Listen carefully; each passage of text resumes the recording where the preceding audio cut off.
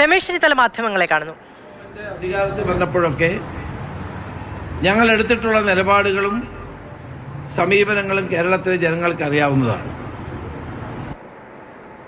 അത്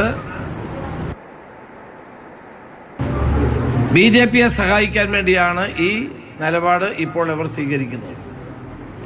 BJPയുടെയും സംഘപരിവാറിൻ്റെയും അതേ ഭാഷ AK ബാലൻ സംസാരിക്കുന്നത് മുന്നണിയുടെ നയമാണോ എന്ന് വ്യക്തമാക്കേണ്ടിയിരിക്കുന്നു. നമുക്കറിയാം, കഴിഞ്ഞ കുറേ നാളുകളായി കേരളത്തിൽ BJPയും CPM-ഉം തമ്മിലുള്ള അന്തർധാര വളരെ വ്യക്തമാണ്. BJP പറയേണ്ട കാര്യങ്ങൾ CPM പറയുന്നു, CPM പറയേണ്ട കാര്യങ്ങൾ BJP പറയുന്നു. രണ്ടുപേരും പരസ്പര സഹായത്തോടു കൂടി പ്രവർത്തിക്കുകയാണ്. അതിൻ്റെ ഭാഗമാണ് ഈ പ്രചരണങ്ങളെല്ലാം. ഇതിനെയെല്ലാം അതിജീവിച്ചുകൊണ്ട് UDF ശക്തമായ മുന്നേറ്റം നടത്തും എന്ന കാര്യത്തിൽ സംശയം വേണ്ട.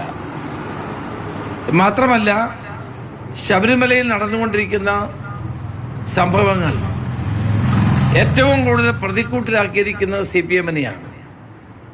CPM-ൻ്റെ 3 പ്രധാനപ്പെട്ട നേതാക്കൾ ഇപ്പോൾ ജയിലിലാണ്. അതിൽ തന്നെ പത്മകുമാറിനെതിരെ SIT നൽകിയ റിപ്പോർട്ട് വളരെ ഗൗരവതരമാണ്. ഈ സ്വർണം മുഴുവൻ അടിച്ചുകൊണ്ട് പോകാൻ വേണ്ടി എല്ലാ ഒത്താശയും ചെയ്തത് പത്മകുമാറാണ് എന്നാണ് റിപ്പോർട്ടിൽ പറഞ്ഞുകൊണ്ടിരിക്കുന്നത്. ശബരിമലയുമായി ബന്ധപ്പെട്ട കാര്യങ്ങൾ, കൂടുതൽ കാര്യങ്ങൾ ഇനിയും പുറത്തു വരും. ഇതിൻ്റെ അന്തർദേശീയ ബന്ധങ്ങൾ പുറത്തു വരണം. അതുകൊണ്ടാണ് കോടതിയുടെ മേൽനോട്ടത്തിൽ CBI അന്വേഷണം വേണം എന്ന് ഞാൻ ആവർത്തിച്ച് പറയുന്നത്. ഒരു വിദേശത്തുള്ള വ്യവസായി എന്നോട് പറഞ്ഞ കാര്യങ്ങൾ വളരെ ഞെട്ടിപ്പിക്കുന്നത് തന്നെയാണ്. ആ വിവരങ്ങളാണ് ഞാൻ SITയുടെ മുമ്പിൽ പറഞ്ഞത്. അതിൻ്റെ വിശദാംശങ്ങളാണ് SIT അദ്ദേഹത്തെ വിളിച്ച് ചോദ്യം ചെയ്തത്. പക്ഷെ ആ അന്വേഷണം മുന്നോട്ട് പോകുന്നില്ല. ആ അന്വേഷണം SITയുടെ അധികാര പരിധി ഉള്ളത് കൊണ്ടാണ്.